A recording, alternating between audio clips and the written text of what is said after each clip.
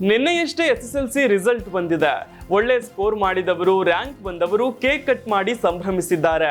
ಆದರೆ ಪರೀಕ್ಷೆಯಲ್ಲಿ ತಮ್ಮ ಮಗ 6ಕ್ಕೆ 6 ವಿಷಯದಲ್ಲೂ ಫೇಲ್ ಆಗಿದ್ರು ಕೂಡ ಕೇಕ್ ಕಟ್ ಮಾಡಿಸಿ ಧೈರ್ಯ ತುಂಬಿರುವ ಅಪರೂಪದ ಘಟನೆ ಬಾಗಲಕೋಟೆಯಲ್ಲಿ ನಡೆದಿದೆ.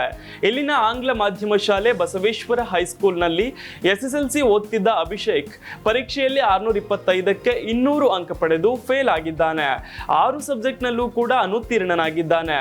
ಆದರೆ ಈತನ ಮನೆಯವರು ಮಾತ್ರ ಬೇಸರ ಮಾಡಿಕೊಳ್ಳದೆ ಮಗನಿಗೆ ಬೈಯದೆ ಕೇಕ್ ತಿನ್ನಿಸಿ ಯಾವುದೇ ಕಾರಣಕ್ಕೂ ನೊಂದುಕೊಳ್ಳೋದು ಬೇಡ ಅಂತ ಧೈರ್ಯ ತುಂಬಿದ್ದಾರೆ.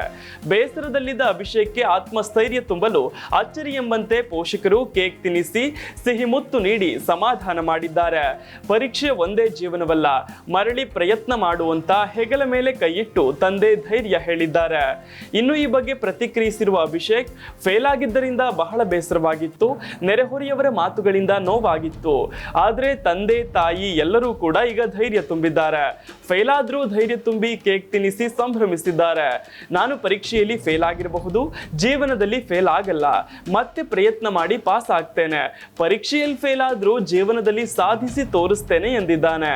ಅಂದಹಾಗೆ ಅಭಿಷೇಕ್ 15 ತಿಂಗಳ ಮಗುವಾಗಿದ್ದಾಗ 2 ಪಾದ ಸುಟ್ಟು ಹೋಗಿದ್ದರಿಂದ ನೆನಪಿನ ಶಕ್ತಿಯನ್ನ ಕಳೆದುಕೊಂಡಿದ್ದಾನೆ.